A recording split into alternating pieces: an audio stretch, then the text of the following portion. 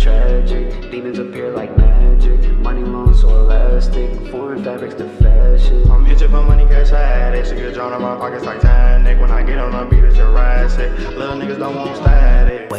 Wavy come like tsunami and drown you with the drip. What's going on, everybody, and welcome back to the channel. So the bubble's been a ton of fun. We've had a bunch of crazy games. We've had some teams disappoint us in the bubble, and we've had some teams impress us in the bubble. But there's one team in particular I want to talk about in this video, as you can tell from the title, and that's the Portland Trailblazers. So when the Portland Trailblazers first landed in the bubble, they were sitting at 29-37, sitting outside the playoff picture, and honestly had been a pretty disappointing team this season. However, if the Portland Trailblazers end up getting that 8th seed, I believe that they should be looked at as a threat in the playoffs. And yes, I understand this is coming on the heels of their absolutely heartbreaking and disappointing loss to the Los Angeles Clippers, when the Clippers were basically begging them to take the game, and unfortunately Damian Lillard missed those 2 free throws at the end. But I still believe in them, and I still think they can be a threat. And there's 2 primary reasons for that. The first reason being Nurkic. So follow with me here. So last year, the Portland Trailblazers finished 53-29 and 3rd in the Western Conference. The reason behind this being they had Damian Lillard, CJ McCollum, and Nurkic all healthy for the majority of the season. Now, sadly, Nurkic suffered a season-ending injury at the end of the year, and they were without him for the entirety of the playoffs. Now, what happened in those playoffs, we'll talk about later in the video, but the point I want to stay on here is that Nurkic got injured, missed the entirety of the playoffs, and it ended up holding him out for the majority of this season, all the way up until this bubble where he finally started playing again. And in these 5 games, Nurkic is averaging 22.0 points, 11.0 rebounds, 4.3 assists, 3.0 blocks a game, 1.5 steals a game, while having a 58.5 true shooting percentage. And the Portland Trailblazers are 3-2 with Nurkic in the lineup. That's including the fluky but disappointing loss that obviously you have to hold against them, but come on, it was a bit fluky at the end. So with Nurkic last year, with their big 3 intact, they won 53 games and finished 3rd in the Western Conference. Editor Ku here, just popping in real quick to let you guys know if you guys are enjoying what you guys are watching, please make sure to hit that subscribe button after you're done watching the video. Now, let's get back to the video. This year, they didn't have Nurkic all year. They're out of the playoffs. They took a step back, but now they have Nurkic back. So they are not that team that we saw during the regular season before the bubble without Nurkic. They are more closely to the team that we saw last year with Nurkic. So now we can talk about last year's playoffs. Without Nurkic, their 3rd highest contributor was Enes Kanter. Noted defensive liability, Enes Kanter was playing 28 minutes a game and averaged 12 points a game. Outside of Enes Kanter, they had nobody else average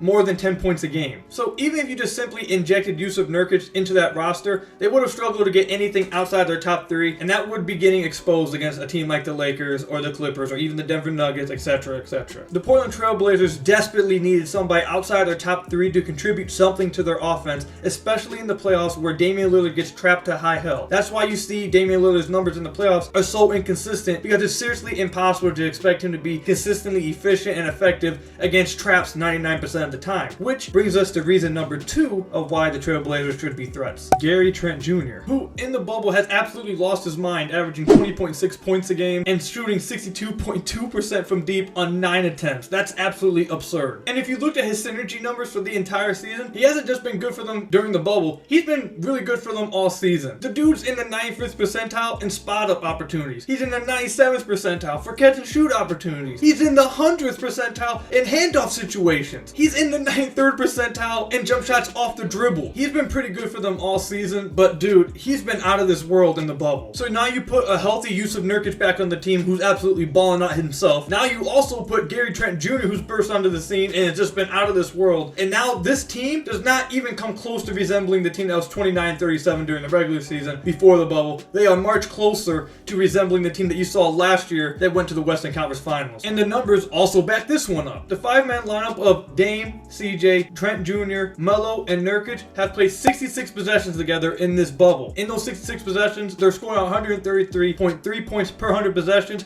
with an on-off difference of plus 10.4. And look, I understand this is not going to sound as convincing, especially after this Clippers loss, which I understand. I called it the most embarrassing loss of the bubble because the Clippers were basically giving the game to the Trailblazers. But let's just call it what it was. It was definitely a fluke loss. You're not going to see Damian Lillard miss back-to-back free throws to win a game ever again in your life. It's not going to happen ever again. All stars have had moments where they've missed a free throw to win a game, but it's not going to happen ever again to Damian Lillard. It was a fluke loss. And outside the stretch at the end of the game when I believe they went like 2.5 minutes scoring 1 point, they looked really good throughout the rest of the game. And obviously, I'm not saying that they should be favorites against the Lakers if they do end up getting that 8th seed. But if they do get the 8th seed, that is not going to be a gimme series for LeBron and AD. If this team is clicking how they're clicking now, as I've said throughout the video, they are much closer to resembling the team that made it last year and possibly even better than they are the team that struggled before the bubble started. And there you have it, with Nurkic healthy, back in the lineup, balling out, with Gary Trent Jr. emerging, balling out this world. This is not a team that top seeds would want to play in the playoffs. Even if the top seed beats them, it's going to be a series that makes them work. It's not going to be a gimme series, and that's not what you want early in the playoffs. And that's all I've got for you guys today. Let me know in the comment section down below if you guys agree or disagree with me. If you enjoyed the video, make sure you guys hit that thumbs up. And if you haven't already, please subscribe to the channel. We're on the road to 1,000 subs. I'm trying to get there by the end of the year, and obviously I need your guys' help. So once again, a second reminder, please sub to the channel if you haven't already. I'd really appreciate it. Also, let me know in the comment section down below what you guys would like to see moving forward. And until my next video,